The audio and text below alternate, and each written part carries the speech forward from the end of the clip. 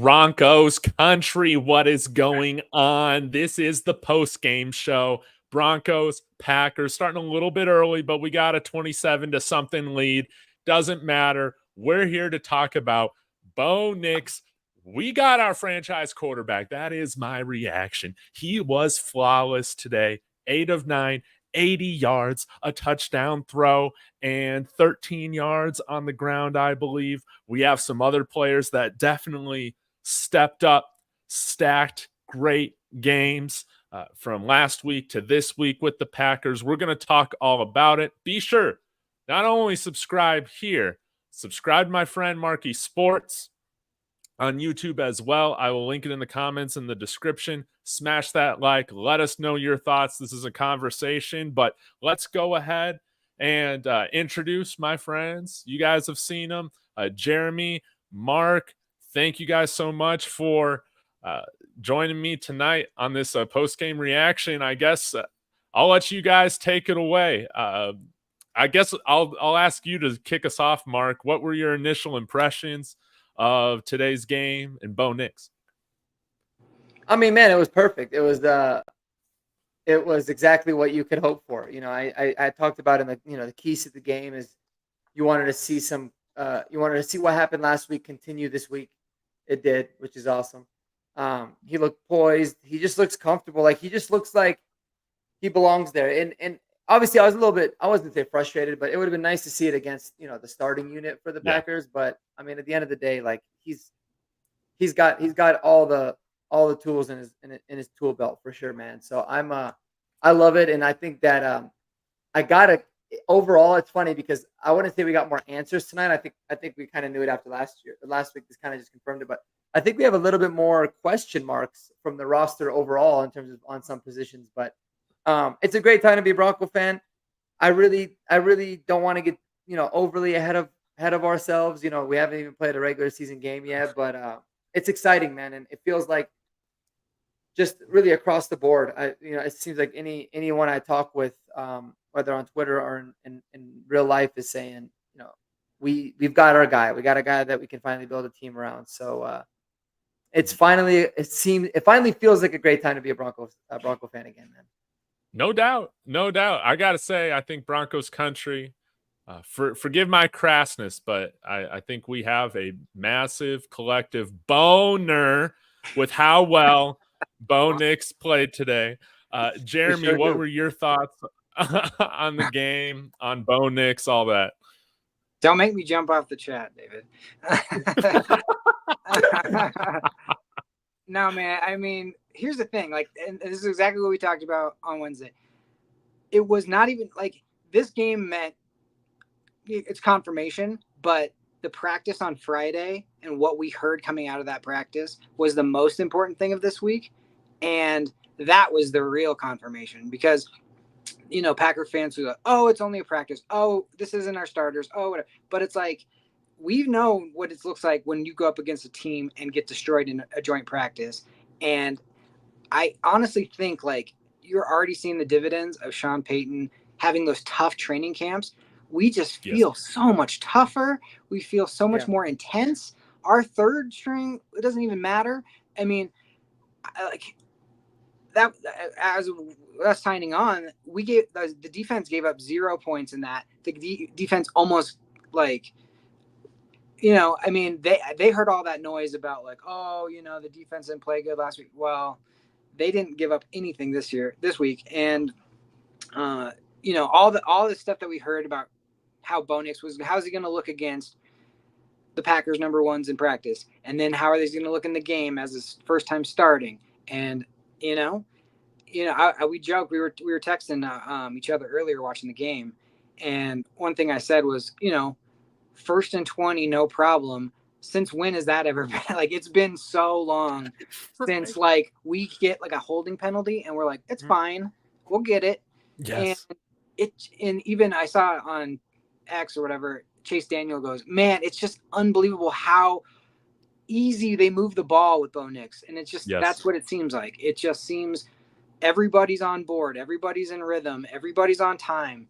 And, you saw Stidham come in and it was kind of like, here comes some weird penalties.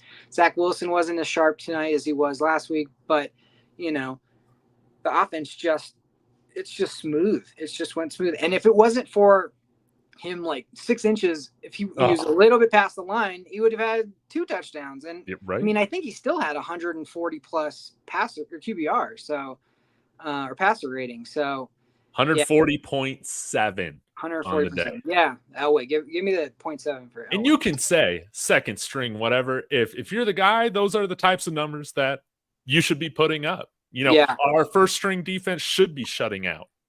Well, I was listening to DNVR right before the game started, and I just wanted to hear what their pregame show was, and it was Hank and some other guy, and they're not usually Bo Nix fans, and they're even kind of going, well, all right, he is looking pretty good, and they go, is it too unrealistic to hope for another over 100 QB or quarterback rating?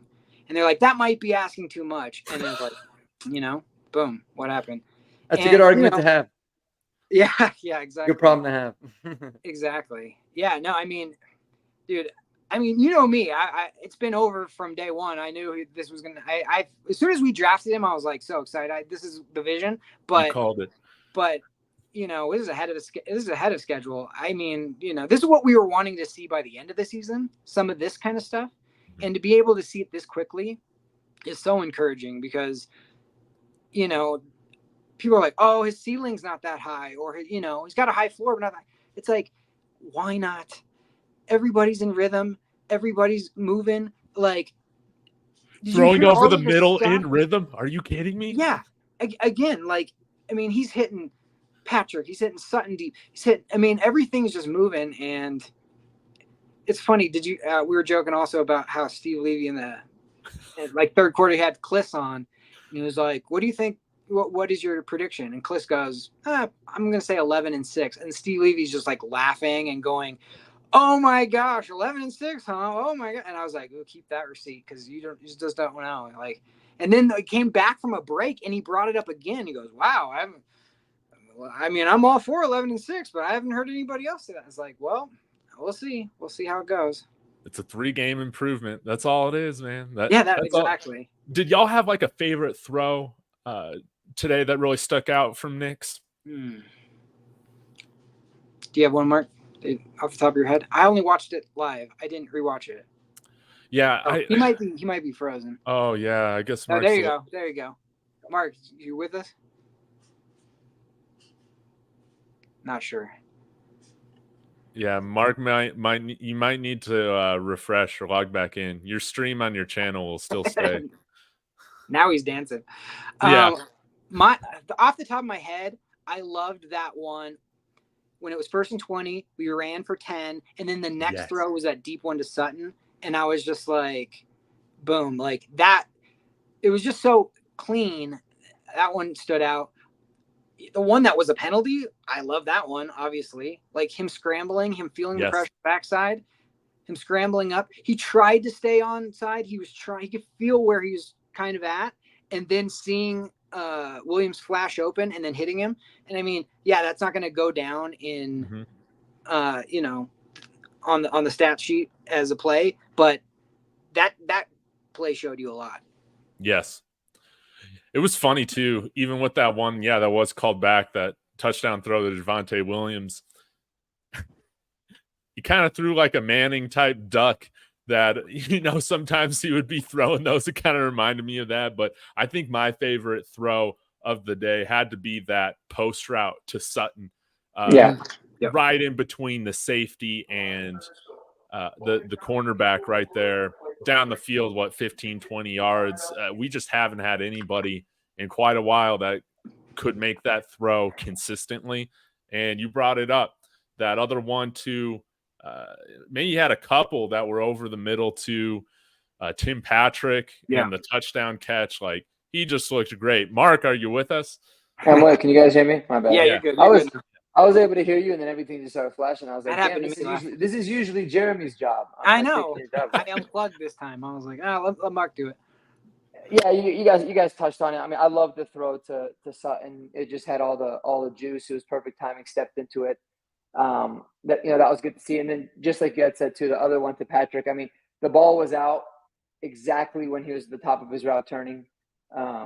Basically makes it almost an indefensible, type of a throw. So I like them all. Anytime he's backing up the throw, I like it now. It seems like that Patrick one, the deeper one to Patrick, in the middle of the field. Yes. When they showed the replay of that, he threw it right before Patrick turned around, and it was like, you're not stopping that. If you guys are on the same page, he turns around, it's there, he's ready for it, and it's so different from Wilson, who's like, wait, up. Now it's too late.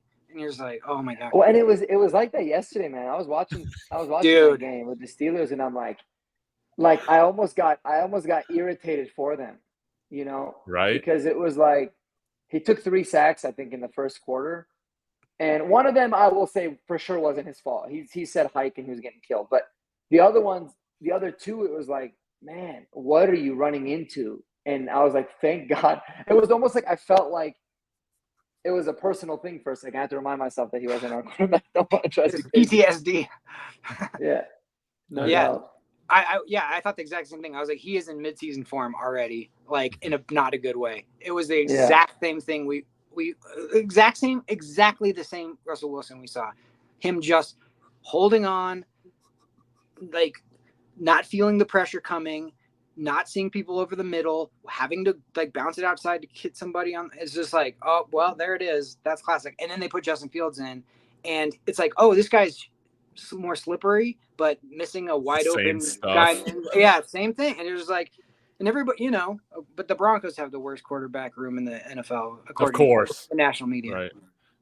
Nah, we looked elite today. What do we have? 3 touchdowns, 1 interception again on just kind of what is it with Jared Stidham, man, when he throws passes? Somehow they're just hitting off somebody else's hands. They're getting interceptions. But, I guess now that the game's concluded, we can kind of give a little bit of our quarterback assessment. And maybe we can get into some of the other guys that were highlighted to us, and also talk about maybe kind of negatively, some negative news, concerning news. Troy Franklin, I mean, I don't think we noticed him on the field really at all today, and had a goose egg on the stat sheet last week.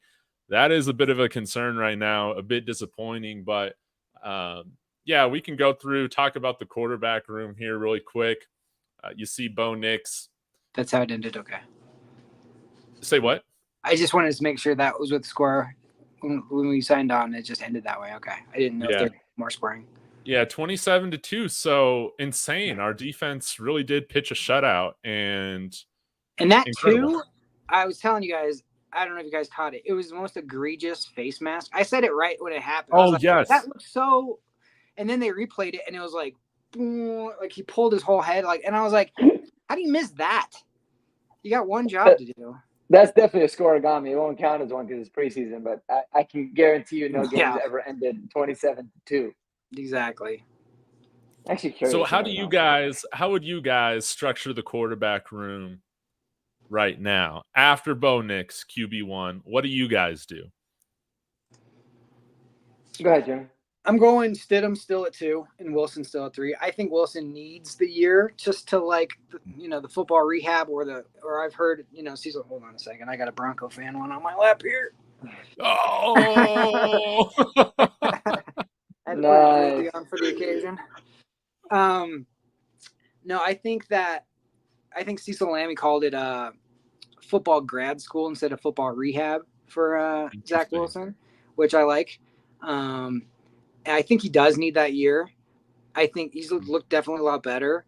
I think they're going to – it really doesn't matter that much. I think they're keeping 3 either way. I think they like the fact that they got Zach Wilson. I think a little bit of Sean Payton is like, I'm going to make Nathaniel Hackett look bad again by reviving this guy that Hackett did nothing with. Because he took so much heat for just, I honestly don't think he meant to have that be public, what his comments were. But either way, he wasn't wrong. And I think they'll still keep Stidham number 2. They just didn't give Wilson any of the reps in practices, especially in that joint practice. They didn't really even let him go with the 2s. They kept him with the 3s. that tells me like, you know, It's they're a just long game. yeah, they're just kind of shelving him a little bit and just let him just get mentally like settled with going back to square one with everything. So I think that's what they'll do. Yeah. I felt bad. We kind of gave him a little bit more of a New York Jets type of line tonight. Frank Crum, I feel like, really struggled there at right tackle. I think Palczewski had some rough moments as well. But one guy that has, I think, he's kind of proven me wrong a little bit. It's Matt Pert. I thought he did okay in pass protection. But, yeah, I'd like to see all these guys stay on the roster. Who are some other guys that really stood out to you in this game? I know that in our group text, we've talked a lot about Keidron Smith, Jonah Ellis. Mark, who was somebody for you that you really want to highlight? Yeah, Keidron for sure. I had on my notes here. I also, Riley Moss, I thought it was interesting. He was with the starters. And it might be that they did the same thing with the quarterbacks. They did the corner, like they gave Mathis the start and Moss this time. But I think Moss looked really good. And another thing I thought was interesting was Calvin Throckmorton being the fill-in for Ben Powers right off the bat. I think that kind of solidifies his roster spot. I mean, it makes sense because they could have gone with Forsythe there. They could have gone with several other players really because we got quite a bit of guys that can play on the interior. But I was surprised to see Throckmorton kind of put in there. Right off the bat. They could even put Palczewski because they put Palczewski in the guard later. So that was definitely interesting. I'll say this. I mean, and this isn't somebody that's obviously not going to make the team. He'll be here, but I've been kind of coined as like a Cortland Sutton hater lately, which I can understand why. But man, did that dude ball out tonight? Yes. He looked good. He looked good in the joint practices from what I heard too. And did you guys see that block he laid on the dude on the Bo Nix scramble? Bo Nix had like that 10-yard scramble, I think, on 1st and 20. Yeah. And he straight pancaked this linebacker. He like locked on him and then he put his hands on the ground and they started kind of fighting. So I mean, I like that kind of intensity a lot. I thought St. Patrick looked really good too, but otherwise, today wasn't like somebody kind of popped out of nowhere. It was more just the guys that we were really excited about after game one. I think continued to look really good. With Ellis and we talked about Keidron Smith. So guys like that. So just a lot of guys looking the part and continuing to look really good for this team for sure. Obviously, Bo as well. No doubt. I'll read a couple comments here, and then we'll get to you, Jeremy, if you got some names that you want to highlight. But Fravel Edits in here, friend of the show, Broncos Notre Dame fan. He said Bo Nix is him. Call him Bo Mahomes now. Buy your Super Bowl tickets now. We are so back, baby. I believe in this team. Nix is the best QB we've had since Peyton Manning. I've seen enough out Bo in the hall. Only thing I didn't like was not giving Estime more snaps. And Young, let's see, Robert Sells Lodo says, my man Robert. Yeah. He said, young, unknown talent on the Broncos and on this live. Wishing you all the success and growth. Hey, I'll take it. Appreciate it. Appreciate the kind words. Kodiak, another friend of the show. Please go subscribe to his channel as well. He said, really disappointed in Mims. 23 looks like an absolute disaster of a class by Peyton to go along with 22. Estime's knee scope must have been more serious than we originally thought. Interesting. Mims and Franklin. Those were two guys that we didn't really see from today at all. I did think, we can talk about the running back room as well. I mean, I don't know. Maybe I'm just like psyching myself out. I thought that Javonte looked a little bit more light on his feet last week compared to this week. Maybe that's just me being like too critical. I don't know. You thought he looked better last week, you're saying? Yeah. See, I kind of felt the opposite. Yeah. I felt like he had a little more juice. I think the deal with Estime, Estime's made this team already. I think that they were focusing on if you look at it, I wouldn't be surprised. I'm 90% sure he probably played the most snaps of any of the backs tonight. Did awesome in pass pro. I think that they're really kind of molding him to be that third down back in that Samaje Perine role. So I thought he was fine, but the running back room is interesting, man. It's going to be a really fun and potentially scary thing to watch this year. We'll see. I'm looking forward to it, though. No doubt. And I still thought, man, I still think Jaleel McLaughlin, man, right now I feel like he looks like our best all-around back. That's how I feel about it. Yeah, we'll see what happens with Blake Watson. I'm still pulling for him to make the roster, but man, we'll see if they really do keep 4 running backs and a fullback on the 53. But Jeremy, I'll kick it back to you. Was there anybody else that you wanted to highlight on just who stood out in today's game? I mean, just to double down what we talked about the other day. I mean, Ellis and Bonito. We're just killing it. Ellis, dude, that's the second forced turnover he's made in 2 games. Like that guy's, and then he made a inside move after he saw that the guy was rushing. His football IQ, you can just tell, is so high for a rookie. It's crazy. And Bonito, man, there was so many. He had like 2 or 3 where it was so close to blowing up the quarterback, and the quarterback just got it away. I mean, he was flying around that corner, and yeah, those 2 really stood out. You know who I liked late was Henningsen. He made a really nice job on that 4th down, on that 4th and 1, and they went for it, and he just went and blew it up. And that guy plays hard as well. I think our defensive line is besides quarterback, like we said, it's the one that we went from most in need of repair and scariest for going into the season of last year to Mike Kliss, and I, take for what it's worth, he said it's our strongest position group now on the team. And it's like, wow, you give Zach Allen another year in the system. You got Franklin Myers, you got Malcolm Roach, and then you got Jones and Henningsen, and we got a Wazirike back. We didn't have him last year. And that's the thing too. I was expecting like nothing out of a Wazirike. I was like, okay, maybe they'll just like kind of shelve him for a year, just like to get his feet back. And apparently he's come in like killing it. Yeah. And then the other person that nobody's talking about is in practice, I guess Thomas Incoom is just crushing every single day. Like he's averaged a sack a day all training camp. And it's just like, I don't know, man. That's I was telling my wife this, and she always gives me a hard time about like, oh, you're so positive every year in that preseason. And then I'm like, all right, well, I'm optimistic. How about that?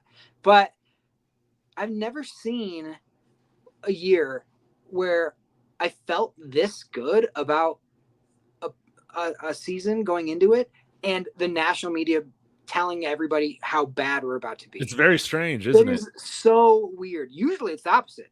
Usually I'm like, I don't know. If everything goes good, maybe we'll be right. And everybody else is like, look at the talent they have. It's insane. They got KJ Hamler and Jerry Jeudy. And it's like this year, it's like, oh, they don't have anybody. And it's like, well, why do we look so good then? Why are we playing so hard? Why is everything? It feels like, man, Sean Payton, the culture is just completely changed at this point. Everybody's even saying compared to last year, our culture is like a lot better. And last year was way better than 2 years ago. So it's like, they still talk about us like we're that 5-win Nathaniel Hackett led team, man. They really do. We were an average football team last year. I know. At 8-9, I don't understand how. Again, we're still talked about one of the worst rosters in football, and it would have been nice to see us play the first stringers of the Packers, but we did what our first units did is exactly what you would expect and want to see out of a good football team that's going up against second stringers. Yep. I definitely prefer it that way. And again, the practice is the part that tells that story. So like we can talk about this game and second stringers and yada yada, and we have it at home and blah blah blah. But when like they were going to give us their best shot and we were going to give them their best shot in practice, what happened? We it was not like it's been. We've seen other years where the opposite has happened, and The it really Niners. is yes. Oh my gosh, what a sobering! It's like we're not going to have music at practice because we're going to be focused and we're going to be serious, and then we come in and just get worked by this team who's just like rallying around and going all crazy. And I was like, well, that didn't matter. Yeah. But I mean, by all accounts, even Packers fans in the seats or whatever on the hill, they were all like, because it was hard because you had two different fields to watch at the same time, so it's kind of like which one did you watch and what did you see? But everybody was like, yeah, we dominated that, especially in the end, especially the reps that mattered, the 2-minute drills and the drives. Like I think they got 1 yard. I think Jordan Love got 1 yard in 4 plays on their drive, and then they did it again. They're like, run it back because that didn't really count because we got to do it again. And again, it was like 4 and out again. And the Broncos were like 5 for 5, 3 with Bo Nix, 1 with Stidham, and 1 with Wilson. So I don't know. Yeah, I mean, I think to talk a little bit about the previous comment we talked about the draft class and Mims and everything. I think Broncos country will quickly love Marvin Mims when they see what he's going to do with these new kickoff rules, and when he's actually the one returning it, and he takes a couple of them to the house, because he's elite. I mean, he's elite in that area, and I think as a gadget player, I'm not overly worried about Mims. I think our draft class last year was kind of underrated. I mean, especially if Riley Moss ends up being the starter and Riley Moss ends up playing good. Then those top 2 picks, you can make the argument, were solid. JL Skinner, who knows? You hear good things about him in practice. I thought he had a good game today, despite the penalty. Yep. Yeah, he was better. He's got all the talent in the world. Alex Forsythe, he was competing for the center job. He's gonna be a depth player and somebody that could still in the future make the team. So I don't think. And then Drew Sanders, the injury was really unfortunate for him. I would have been interested to see him kind of in year 2 of development. And then the draft class the year before, right? Like Nick Bonito looks like he's going to be a certified baller. Like, watch out! I'm so confident that Nick Bonito he's going to lead the team in sacks again. I think he's going to be an absolute stud. Greg Dulcich, if he's happy, we know what he can do. Oh, let's talk about that. He looked great again today. Greg Dulcich staying healthy. Take it away, Mark. Take it away. Yeah, we talked about it a little bit in the group chat. Like, it seems like every time he gets the ball, he's getting demolished. Like the poor guy. It's like, but maybe we're just overly worried about it. But it's something that we knew. The guy has Pro Bowl type of talent. He's smooth. He's aggressive. He's fast. He catches everything. I don't remember Greg Dulcich ever dropping a ball, to be honest with you. And he probably will, next time he gets the ball thrown to him that I said it. But he's got all the talent. That was never the question with him. It was always the injuries. Thankfully, he's been able to string along a full training camp. He's looked good. He's played in games. He can be a real factor in this offense for sure. And Lucas Kroll, same kind of thing. I mean, the guy just looks different. Like, you can just see it. Like, even if you don't watch football, you can see that those guys have a different element to their game from a size and athleticism standpoint. So, I mean, he looks good. Just like we talked about Uwazurike. So when you really look at the past draft classes, a lot of them are starting to really come to fruition now. And in my opinion, that's fine, especially not having a first round pick for a couple weeks. But yeah, let me say, guys, I mean, if Greg Dulcich can be healthy for 17 games or even 14 out of 17 games, this offense is going to be taken to a completely different level that I don't think we could even imagine. So we'll keep our fingers crossed on that, man. And I think we're ready to roll with him. I love it. This is the year that I'm just like, screw it. I'm going to get rid of all my superstitious behavior because, again, I'm like, I never buy a jersey since Peyton because the quarterback's got to prove it. But I'm like, no, I'm just going to go ahead and buy it. I'm going to go ahead and talk about every single day that Greg Dulcich is healthy.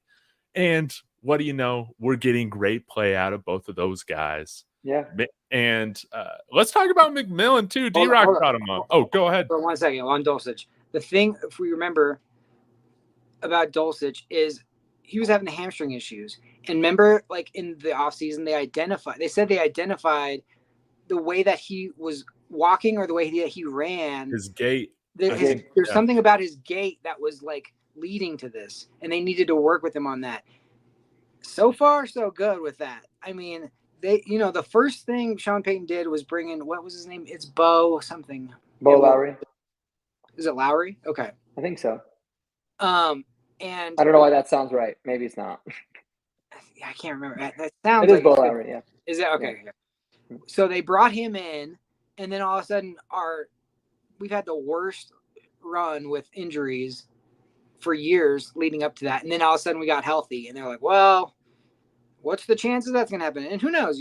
I mean, like the Quinn Bailey type of injuries, those things happen. There's nothing you can do about that. But like it was the soft tissue stuff over and over and over again. It was like the problem, and Dulcich, if that's what happened, if they identified the problem, it could be a whole new thing with him. And what's so nice about Dulcich in these two games, like besides the first throw of Bo Nix's start last week, he really hasn't been the guy that Bo's thrown to. It's been more Stidham with Dulcich. Yeah. Been a lot of Kroll.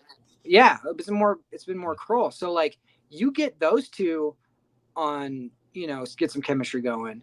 We haven't even really seen Bo Nix with Dulcich yet. So, man, soft hands, fast feet, and silky hair, man. That guy is he's smooth. He's really smooth though. He really is. I mean, he's just good. Like I don't know how else to put it. Like it's the hips. You see how Kroll is super athletic, but you see how sometimes him catching it and turning around and then getting hit, and he's kind of awkward and kind of falling weird. And Dulcich is awkward getting hit too. But like, man, Dulcich catches and flips so fast that you're just like, oh shoot! Like you catch him with enough, like, and the fact that's what I'm thinking is like Bo hits guys as they're turning around, and he has plenty of time. Like that talking about the 3rd and 18. That 3rd and 18 catch, he evaded that guy by they giving him the old like Olay, almost like Spanish bullfighter style, stepping out of that hit that was coming his way, and ended up getting the first down. And I would prefer him not to dive with his head personally. He doesn't need to, but that was that just shows you Greg Dulcich right there, that athleticism, because man, he just flips so fast. Yeah, he's good, man. I might have a man crush. I think, I don't know. I've opened my heart again. I've like opened my heart. I'm ready. I'm ready to be hurt again. I'm starting to believe. It's a great feeling. But secondary, I'm starting to believe again. Damari Mathis did what he should have done today. I thought he had a pretty good game. You brought up Riley Moss already. D-Rock brought up McMillan, who had a fantastic pass breakup. I know some fans, probably Packers fans, would be mad at the little jersey pull, but I didn't think that should have been called. It was fine, man. He got the hand in there, looked textbook. I'm feeling good about where this secondary is at.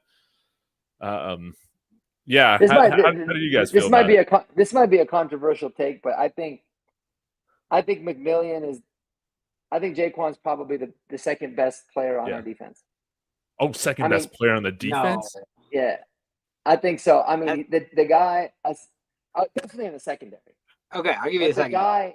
The guy is an absolute stud. He's just a playmaker. He's just somebody that makes plays. I mean, I love the dude.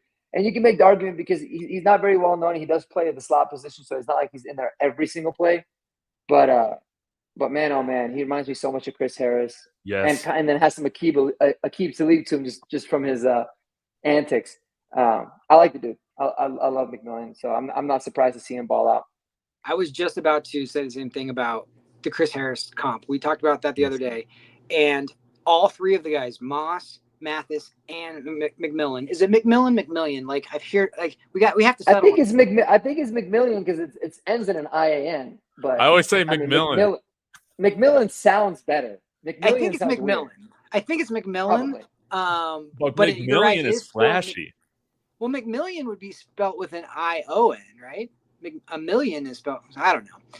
I think it's McMillan. But either way, all three of those guys are so feisty the way that Chris Harris was. They're just like, and I don't remember who it was. I was listening to.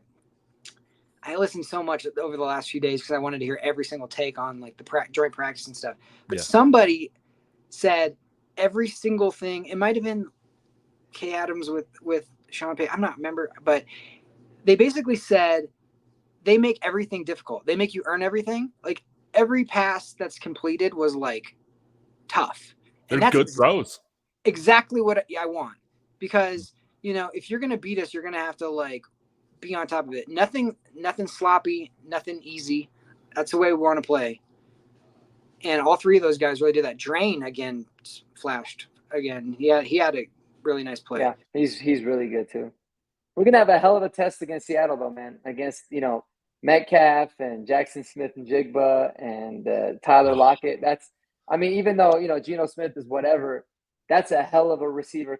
That's a hell of a receiver tandem. So, yeah, we're gonna get tested. Whoever's the starting corner, it's gonna be a test week 1 for sure. There, yeah, they got some tight ends there, and of course Kenneth Walker. It's going to see. I feel like we're gonna know very quickly, how much better this team is from last year. I forget like what you guys got them finishing at right now. I guess on my official prediction or whatever, I just have us at a 1-game improvement, 9-8, but that's 2 under what Mike Kliss has now. But I don't know if he's normally like over or under what the Broncos do. But I just had us win 5-6 games last year, so I'm feeling much better about where we're at. I was at 10-7. I was at 10-7, and I always thought it could be anywhere. Every season it seems to be like it could be 8-12, like so easily. Yeah. Like it always comes down to like crunch moments. I just like the way that like our team feels mentally tough. They just feel like the big moments, we're just handling them really, really well. I know it's preseason, but it's like that practice was a big indicator for me. On the third downs, we're like on defense, we're sharp on third down. On offense, we're sharp on third down. And those are the parts where like that's what matters. And if we can be a mentally tough team that continues on through the season, and man, if we just we have an opportunity to really like come out of the gates. If we can get Seattle and then start to roll, like Seattle, Pittsburgh. What's week 3? I can't remember. Because okay. So we look. It's Geno Smith in Seattle. Obviously, really hard place to play. But I honestly think we could shock people, and people don't. Seattle doesn't know what to really expect that much because like everything, it's a rookie quarterback who they haven't seen, and I guess you can scout like Oregon tape or whatever, but they haven't seen it actually, and Sean Payton's going to have something special week 1 dialed up. So he's been thinking about this offseason the whole Troy Franklin. Yeah, that's what we've been waiting for. That's what we've been waiting for. He's just trolling the whole league right now. Could you imagine he goes off for like 10 catches, 200 yards? Dude. Oh, it's interesting. I mean, Seattle's an unknown team too. They got first year head coach. Their offensive coordinator actually was the offensive coordinator at University of Washington. So he should know Bo pretty well. Oh, that's right. You're right. That guy should. Yeah. But it'll be I got him a 9-8 too, David. And I think that I'll stick with it now, as it stands. I just think that the Broncos are going to be one of those teams that they're going to be in every game. Yes. I know Cecil Lammey actually talked about this too a couple of days ago. I really do think they're gonna be competitive and at least have a chance to win every game. And you kind of split it up half, and 9-8. It could be it could be 7-10. It could be 10-7 one way. But I think the most important thing, and I've said it all along, and nothing changes, is that you just want to.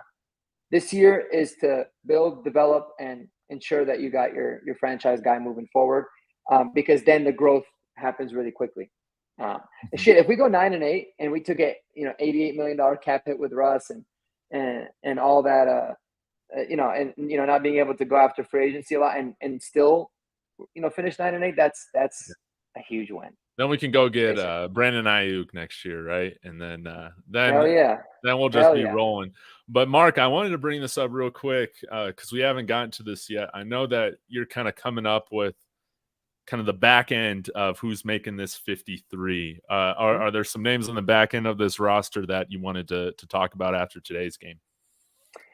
I think just we talked about it. We touched on it a little bit. Is Keydron Smith? Yes.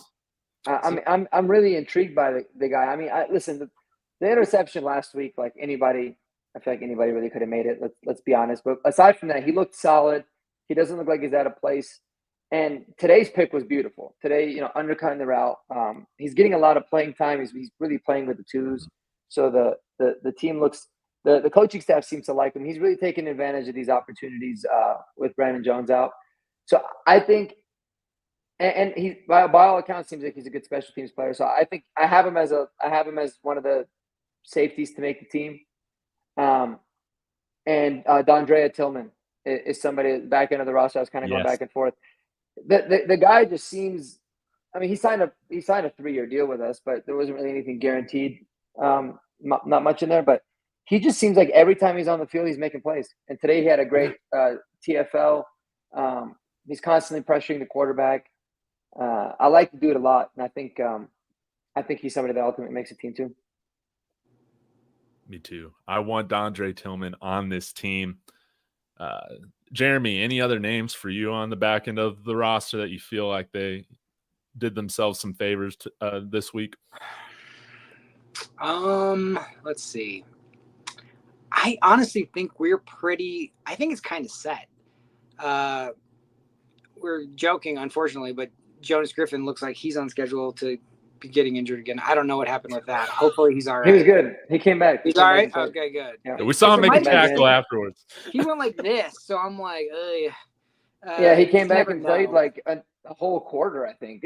She just kept rolling him out there. Okay, yeah. I mean, they did that with Ellis too. I was like, we know enough. Like, just leave him. Like, keep him out. But I don't know. I kind of feel like the rosters. I feel like it's pretty set. It's almost like what receivers are going to get cut. What? Mm-hmm. Yeah. We talked about it, but we didn't make our picks. If there's a 7th receiver kept, which one are you keeping? Like between like Bandy, Brandon Johnson, Jalen Virgil, Lil Jordan Humphrey, like those guys? Yes. Because I think it's pretty set. Sutton's safe, Reynolds safe, Mims safe, hopefully Franklin's safe, and then Patrick's safe. So, yeah. And then who am I missing? Franklin? Bailey. You talked about Franklin? Yeah, I said Franklin. And Devon Bailey? And Bailey safe, Bailey, yeah. That's right. That's the 6th. So if you're keeping 7, who you pick? Who you keeping? I go with Lil Jordan. Yeah, for sure. I have Lil Jordan making the team. I have Troy Franklin. We talked about, I think right before you got on, Jeremy. Yeah, let's summarize for the viewers too. Yeah. I think Troy Franklin is one of those players that the Broncos are gonna probably try an IR. And then just redshirt him the whole year.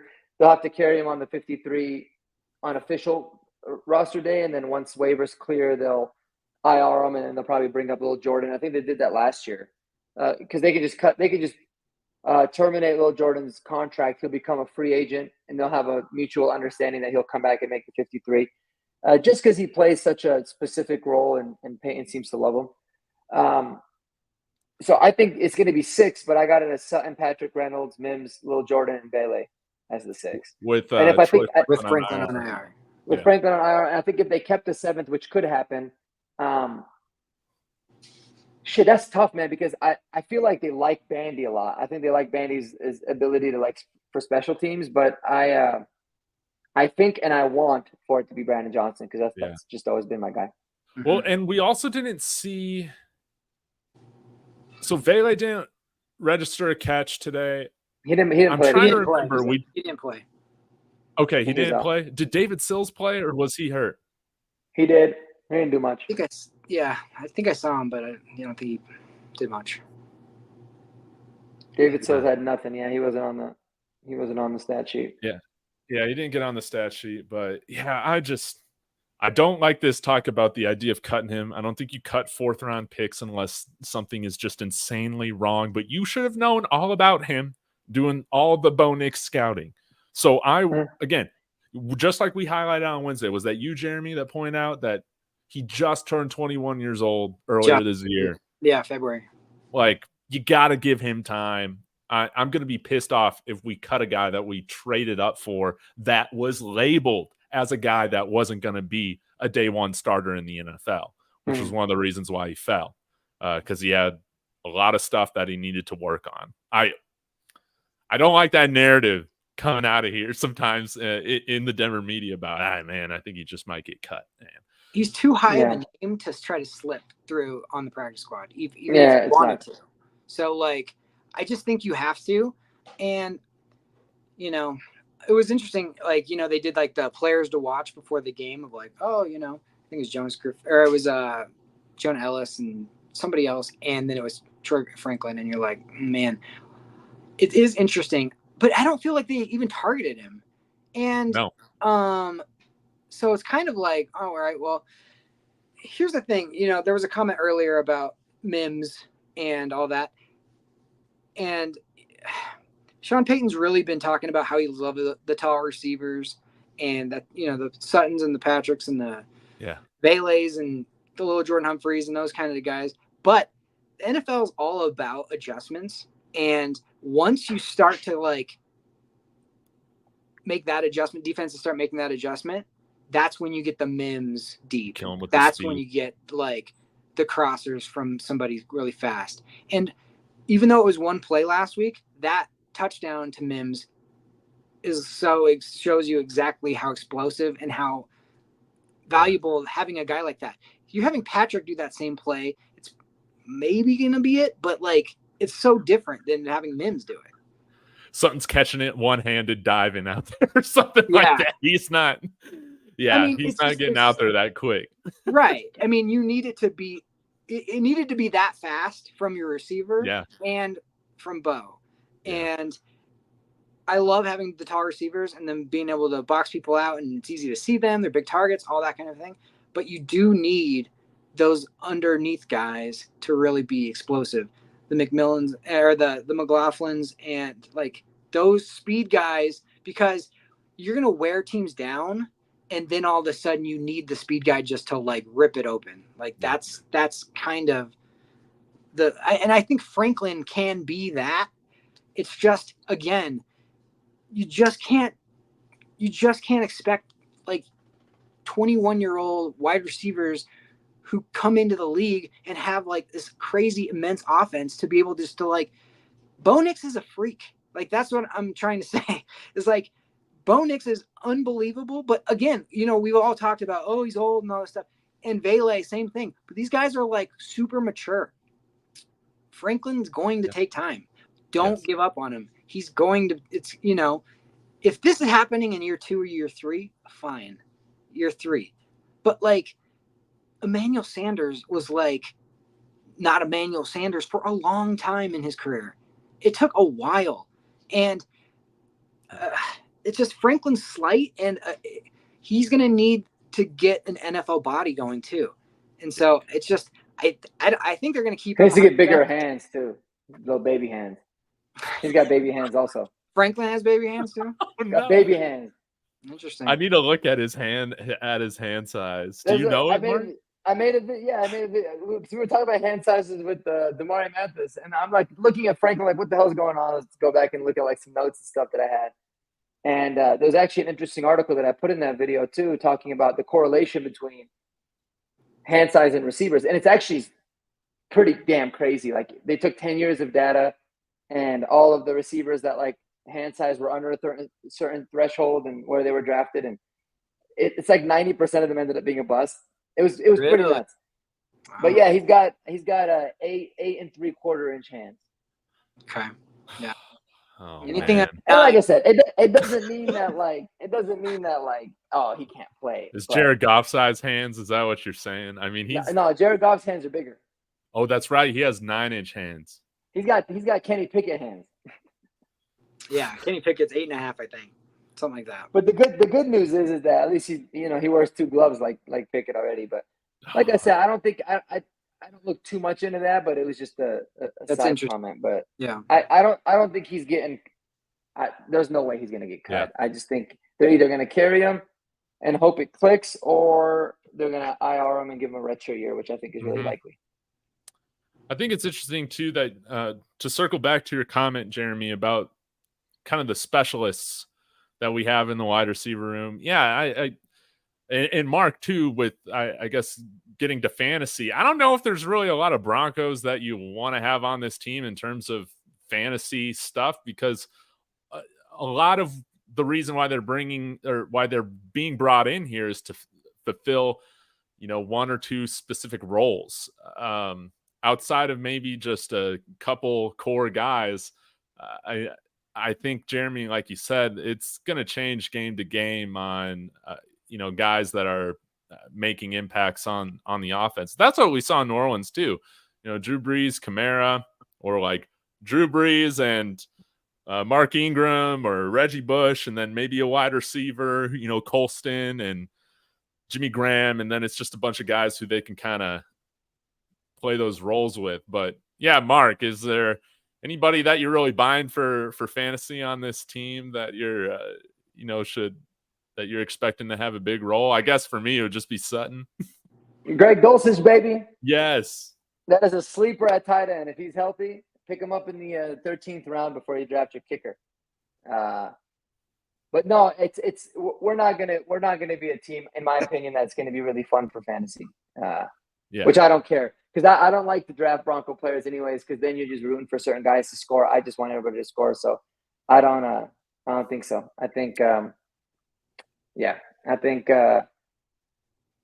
if anybody, I mean, Sutton's probably going to be the best for fantasy for sure overall. Yeah. If you got a legacy league, Bo Nix. Yes. Bo Nix. Oh yeah. Got him on my dynasty teams. Dynasty. Yeah. If you're doing a dynasty for sure, he's somebody that could be on there, no doubt about it. He's one of those people that, you're right about fantasy as far as he just finds the open person. He's not one of those people that's like has a Jamar Chase and I gotta find my exact guy where no matter where he is, I'm gonna throw it to that one guy every time.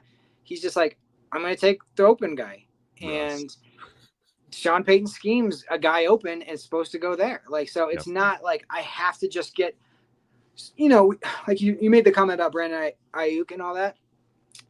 And almost doesn't make sense in my opinion to sometimes have this super stud guy with this type of an offense, because you don't need to have the guy where it's just like, okay, throw it to him. And Sutton is a guy that if the chips are all down and you have to just throw one up, he's proven over and over he can do that. Yes. And same with Patrick. Patrick too, when he was healthy for sure. I mean, he was. I think that's why they like the tall guys, because it seems like the DBs are getting smaller, and so Sean Payton's like, okay, instead of worrying about speed, I'm gonna beat you with size. And Kay Adams, did you see that thing she did with Sean Payton where I guess one of his favorite TV shows is The Bear, and that's a show about cooking, and they call each other chefs and all that kind of stuff. So she did a yes chef or no chef, asking like a quick questions, and she said that size for receivers is more important than speed, and he said yes chef. Wow. So that's his words. And so that tells you, and he's gone on about this story about how when he was on the Giants and he saw the 49ers walk out on the field and Jerry Rice, and he keeps saying John Taylor, which I'm sorry, but John Taylor did not play in 1997. But I'm not going to correct you, Sean Payton. But the idea still stands. T.O. was on that team. And I think it's just an imposing getting off like the bus kind of a idea of just like you're going up against 5'10", 6 foot DBs, and you got a bunch of 6'4", 6'5" guys, and it's just like, all right, well, we'll beat you that way. That's fine. We could do that. And then when you're hunkering down on those guys, you got Mims over the top, and you got Troy Franklin. So I think that's the plan.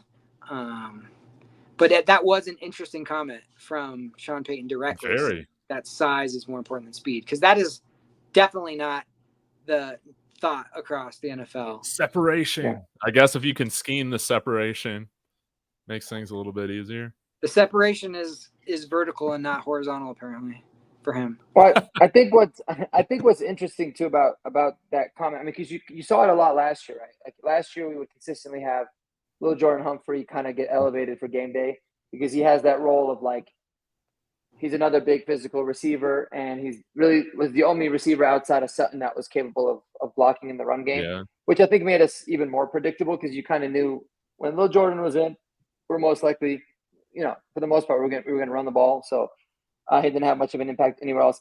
I think that kind of makes him expendable too, because now we have Josh Reynolds, who's a really good run blocker, and we have Tim Patrick, obviously, too. And so that helps with us being able to be a lot more versatile. So those are kind of just some other examples of where I think this roster being built in Sean Payton's vision makes a lot of sense. And as I really think about it, kind of makes me feel like, well, Jordan Humphrey's not going to make this team. But yeah, it's kind of just like that because like you're adding two, they added two big physical receivers, obviously getting Patrick back and then signing Reynolds, who is one of the best run blocking receivers in the NFL. Mm-hmm. Mm-hmm. There was a channel I watched yesterday or the day before, and I don't remember. I'm sorry for the person, I forgot their name, but it's a YouTube channel. It's a Seattle Seahawks fan, and he just breaks down tape. So he was pre-scouting Bo Nix for week 1, and it was great. Like this guy was like, I really enjoyed his video. It was almost an hour long, and he was like, oh my gosh, I had no idea Bo Nix is like legit. He's for real. But that what was he saying? Oh, he was saying about Josh Reynolds on the Lions last year. He said there were so many times when he was watching the Lions that he was just like, it just kept being Reynolds and Reynolds again, Reynolds again, Reynolds again. That's one of those underrated signings that, you only hear about like the top 5 guys that move teams. And, we've been talking about Ayuk forever and all this, but it's like, it's the Reynolds moves that those middle money moves that end up being huge for a team. Just like Emmanuel Sanders kind of became a starter or whatever the last year of the rookie deal, has kind of earned their stripes, worked their way up from the bottom of the depth chart. And like he was playing over a guy that I think they might have even traded up for, drafted very highly in Jameson Williams. He was playing over him. Yeah. I mean, it's one of those people that like, it gets stuck in people's heads so many times where if somebody's drafted in the back end of the draft, they just, for the rest of their career, they're kind of like, oh yeah, and that guy. Oh yeah, and that guy. But then they're more productive than the first round picks that end up being like, okay. Yes. And then those first round picks end up still getting these big contracts because of like, oh, but still we're waiting for it. And it's these guys that who end up, he like Reynolds earned a bigger contract, but like, because he's not the name, he still ends up so cheap. Yeah. It ends up being, and I always find it so fascinating, especially with people like Sean Payton, because those are the people that really are so detail oriented. So if they go after somebody, I'm like, oh, they've been watching that person. That was like, so we haven't seen it because he's been hurt, but like he did that with 2 players in this offseason, Brandon Jones, the safety, and Josh Reynolds. Those are the 2 people that Sean Payton identified and he wanted. And you're like, okay, why? Because we didn't have a lot of money to spend. Money was at a premium. Oh. If we were taking a $53 million cap hit, then you kind of need to stretch those dollars. But he wanted those 2 guys. In the Jones one, you're like, okay, that makes sense. You're just letting Simmons walk. You're saving the money on Simmons, and then you're going to pay somebody who you think is adequate for half of that price. But then Simmons sat, and then didn't end up making that much more than we paid Jones. So like that just goes to show you like that's interesting to me that he wanted that person so bad and Reynolds. And he felt like there was something missing, and maybe it was Patrick. He just didn't know what was going to happen coming off that injury again, if he could trust it. But And we didn't really see that much from Reynolds in this preseason. So, I mean, there's still a lot more to see from him going forward. I'm just glad, man, we got our rookie quarterback with a handful of veteran weapons now. And I know you want to kind of thread that needle of developing talent, but you also want to give your rookie quarterback the best shot at being successful, being that guy from the get-go. And yeah, I love the Josh Reynolds signing. Back to Bo Nix, though, real quick. Yeah. I gotta say, it's so justifying.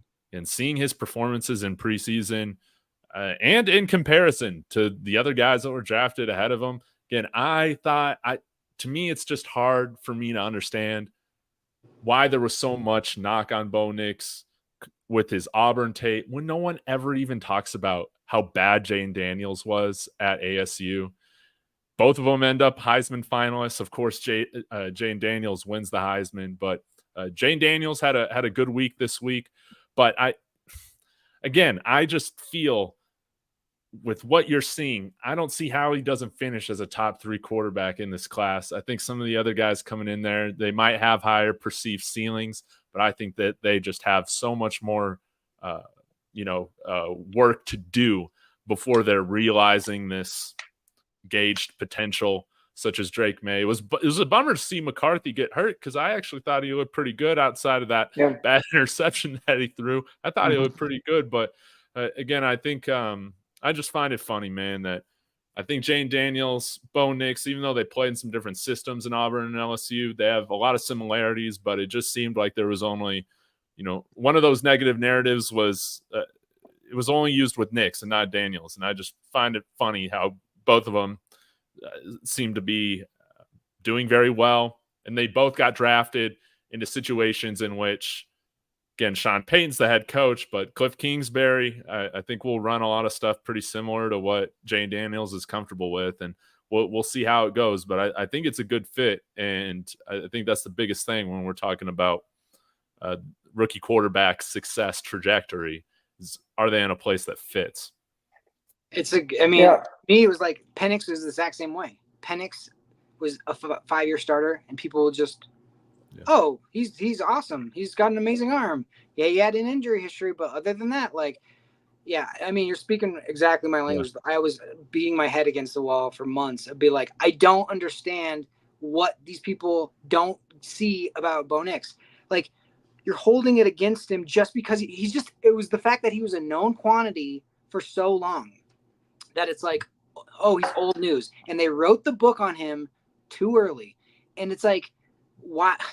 When Herbert goes when he struggles and they don't win games, they go, oh yeah, but he's great, but the team wasn't good. But when Bo Nix in Auburn, it has to play hero ball every single week, they don't just go, man, that was an amazing effort that guy just gave. They go, nah, he sucks. He's not good. Yeah. I don't get it. I think front offices, they just fall in love with the upside. They fall in love with the arm talent. I think Oregon's kind of developed itself a bad reputation too, in a way, but they just love the arm talent. I mean, there was a comment in the chat about Caleb Williams, right? And people just gush over, and he's looked great, which is surprised me a little bit, but he's it's funny because they just lose their mind because NFL coaches always feel like, oh, if I can get my hands on him, I'll bring the most out of them. And it's like, if you look at the data, it's just not true. Yeah. It's not true at all. People don't like the safe, productive draft picks early in the draft, at least, that, and that they feel like have a limited ceiling, which is wild to me. But it's funny because it even continues now, right? Like Bo Nix has been getting a lot of love from the national media, but I watched the Bears game yesterday, and I was just so blown away. And there's no lack of better words than the dick riding that happened with him. Like, he'd make a throw and he had a 7-yard touchdown run or whatever, and they're like, that was the most unbelievable run ever. It's like, guys, I get it. Like, he's looked good, but I mean, good Lord, seriously, it's not that big of a deal, Just I try to temper all the expectations too. Like when you see Bo Nix, make a nice throw, you're like, all right, it's good to see. It's in rhythm. It looks like an NFL team, but it's not like you're sitting there like, I've never seen anything like it. It's just all about clicks. It's about what gets people going. that throw that he had to Adunze on the sidelines on the run was wild. But outside of that, everything else was like just average to below average football, and they were treating it like I've never seen anything like it. It's actually kind of wild. If Bo Nix made that exact same play, you know what they're saying? That was a great play, but you can't live like that. You can't live like off that. Yeah. You got to have better footwork. It's all about the narrative. And I think because, so many analysts were banking on Caleb being this generational talent. So it's almost like it's justifying what they had guessed. Whereas if Bo Nix made something like that, they'd be like, oh, maybe we were wrong on him, so we won't talk about it. And then it happens all the time across the league with rookies, with vets, with whatever. It's a constant. But I mean, it's I'm at the point now where it's like I don't really care what's happened. I'm just looking forward to watching this pan out, man. I think it's working out great. No doubt. We're at the end of training camp, right? We went through all the training camp. We've gone through 2 preseason games. We've gone through a joint practice. Can we officially put the Bo Nix's arm strength conversation to bed? Because I was saying it the whole time beforehand. I go, you guys are wrong. Mike Sanford was on with is he on with Cecil and them as well, or is he on with? I don't remember. He's on Altitude. Okay, yeah, he's on Altitude. I think he's on with D-Mac and Tyler. Yeah, with D-Mac. Okay.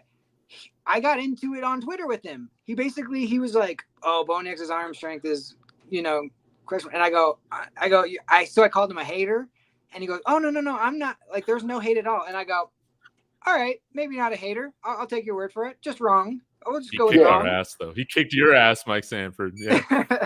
and so he goes, "I'll take that." But it's like everything we've seen with Bo Nix so far is arm strength the problem. I mean, give me a break. Like arm strength is such an irrelevant measuring tool for a successful quarterback. It blows my mind. The 2 greatest quarterbacks to ever walk planet Earth, Tom Brady and Peyton Manning, were not good because they had strong arms. And Drew Brees, and Joe Montana. And it's crazy because even Patrick Mahomes, who has a cannon, obviously, he's not good because he has a cannon. Right. Like that's not why he's good. Right. So it's I'll never understand it. It blows my mind. Drew Brees never had a strong arm. And I mean even John Elway, it was at a time where it was like blew everybody's mind away, but he was great because of a lot of other aspects of his game. It's just an additional kind of tool in his tool belt. Joe Burrow's arm isn't crazy elite. Nope. Is Lamar Jackson he's not throwing a ton of bombs? Like I feel like he does a lot of the stuff that like on that Mims touchdown. Like I feel like he could throw that really well. Last week or that we saw, but he doesn't have a cannon either. You know what I honestly think it comes down to? As men watching other men do things, it comes down to how impressive is I couldn't do that. As a man, I can't throw the ball 70 yards. Oh my gosh, that's unbelievable. Watching LeBron James or Michael Jordan jump from the free throw line, oh my gosh, that's unbelievable. I can't do that. Seeing a guy run that fast, Lamar Jackson, oh my gosh, I can't do that. When you're seeing Peyton Manning operate an offense, you don't know how he's doing it. It's not like so quantifiable of somebody running really fast or throwing really far, so you don't appreciate it in the same exact way. Yes. Same with Bo Nix. And it's like, you're not seeing all the little things that he just did. And so therefore you just go, yeah, but the things that I can quantify aren't that impressive. So I'm just going to lower it down. And it's like, that just drives me so crazy. It's like, you don't luck into 45 touchdowns and 3 interceptions. You don't, that's impossible to do. And with Peyton Manning operating, same thing. Yeah, but Brock Purdy last year was led the league in average depth of target behind Josh Allen. And he has arguably the weakest arm in the entire NFL. And you know what's crazy? Wow. If it's on time, it works. It does not matter. And you know what's crazy about that? He's in the Super Bowl. He barely missed out on the Super Bowl the year before, was in the Super Bowl last year, was an MVP candidate. And who's the highest paid quarterback in the NFL? Jordan Love, who had 4 or 5 good games at the end of the year. And it's because they see him throw some balls and they go, oh my gosh, maybe he's got it. We got to pay this guy. If you gave Brock Purdy that exact same contract, people would have complained about it. People would have said, oh my gosh, they overpaid. It's like he just took him to the Super Bowl almost twice. And like that just goes to show you right there, like the bias. You just always Jeff George, how many chances back in the day? I'm dating myself that way back. But like how many people have gotten shots who didn't deserve it just off of something like that? It doesn't matter that much. I mean, yes, you're right. There are a few plays, and you pull up Elway's highlights and you'll see some throws that you go, I don't know. That's like guy could walk on water almost. That's insane. I can't even believe that even happened. But like, how many Super Bowls did we win in those years? 0. Like he got us there, but like you needed to do more. Like you needed the full. I mean, to me, it's just like he needed Shanahan to go to the next level and really take the offense to be dominant. And Shanahan was like the real mastermind of the offense, and Elway was like the tool that was used to get there. And it's happening with his son, with Brock Purdy, and that's what Sean Payton was. I mean, this is going to be interesting because Bo Nix is going to be the total test case of Drew Brees was the reason they got the Super Bowls, or was it Sean Payton, or was it the combo? Because Sean Payton still succeeded with way less QBs, not to that level, but now that Sean Payton has what some people are saying, Drew Brees Jr., how's that going to turn out? Yes. So it's just going to be fascinating. Hopefully, at the very least, it's the second best quarterback in the division. That's your floor right there. Hopefully. I think this year, Bo can definitely be better than Gardner Minshew. Can he be better than Justin Herbert? We'll have to see how all this stuff with the Chargers goes. But this is going to be fascinating with the Chargers. Man, they haven't looked good, and he's got the foot injury. And I believe in Harbaugh. I honestly think he understands how to build a football team, but he doesn't usually flip it on a dime because it's usually from the inside out where he gets trench people, and then he slowly. I mean, he let Keenan Allen walk. He let who's the other really tall Williams, Mike Williams walk. So it's going to be interesting to see how Herbert looks this year because he has to change coordinators, he has to change receivers, and he's got an injury that it could be. I mean, we could be right for the picking this year. Yeah. I mean, he flipped the Niners over really quickly, but that team was also built a lot kind of more similarly to how he wanted it. Right. I think he's really gutting out the current Chargers. In a similar way that Sean Payton kind of gutted the previous Broncos. So we'll see. But yeah, I mean, I think Harbaugh's a stud coach too. But I also think Justin Herbert's incredibly overrated. Him and Lamar Jackson are very overrated. Oh man, we'll have to have a debate sometime, Mark. Because I love Lamar Jackson. I like him too. I mean, I have nothing against Lamar Jackson. I just I don't understand why. I don't understand why he won the MVP last year with stats that were I know it's stats, but they're arguably not even as good as like Russell Wilson's stats. If you look at them, it's pretty wild. But I don't even know. Dual threat ability. It's the dual threat ability. Like you're right. He's an overrated passer of the football for sure. But like Elway was, he just on third down and whatever, he can just make something happen if he needed to because he has unbelievable like legs and wheels. And Baltimore is always just built so tough on defense that you just keep it close. And then you have a guy like that. That was the whole Broncos, like forever and ever, just have a good defense. And then we get late in the fourth quarter and Elway go win us the game, and that was the whole thing. And you can't live like that unless you have a really, really special quarterback like that. That's what's encouraging about this team is I honestly feel like Bo Nix's ability to kind of figure out something on the fly is super underrated. I think he is absolutely elite at that. And in college, he did it so many times and people just chalked it up to, oh, Oregon's got a weird offense or, oh, their talent is unbelievable in the Pac-12 and blah, blah, blah, even though the Pac-12 was way better than normal. And even though his number one receiver he got drafted late, like slid all the way to the fourth round and isn't doing anything. It's not like he had world beaters over there. Yeah. But he can do the other stuff, the little stuff that, like we were talking about third downs, how he doesn't get into long third downs. And that 1st and 20 where we were talking about earlier, immediately got 10 back on a run when nothing was there. Yeah. And then the next play opened it up again. And that play that you guys were talking about to Sutton, that post, he did that exact same play in the joint practice. And so he saw it's the pre-snap stuff again that he's just seeing ahead of time, and he's hitting guys. He knows when people are going to be open, and just it'll be interesting to break this game down. I mean, he didn't have nearly as many attempts. I think he only had, what'd you say, like 8 attempts? He was 8 of 9, and it was really just that kind of duck that he threw in the flat. I don't know if he intentionally. He went like this after he threw it, which makes me believe like, oh, that's on me. I just threw it. Oh, he just screwed it up. Yeah. But again, like if we're nitpicking, if we're that level of to the level of, oh, he had 1 incompletion, let's really have to break it down and what happened. Like, give me a break. That was fine. And it was one of those ones so that most calm people, this week too. Yeah. Footwork looks better. And yeah, he was good. A part of me was like, oh, Sean Payton gave him this start because he knew that Matt LaFleur was not going to play his starters. He was probably going to look good. He wants to roll with Bo Nix. But that being said, he proved it in the practice against the ones. And then he came out and he should have looked good tonight, and he did.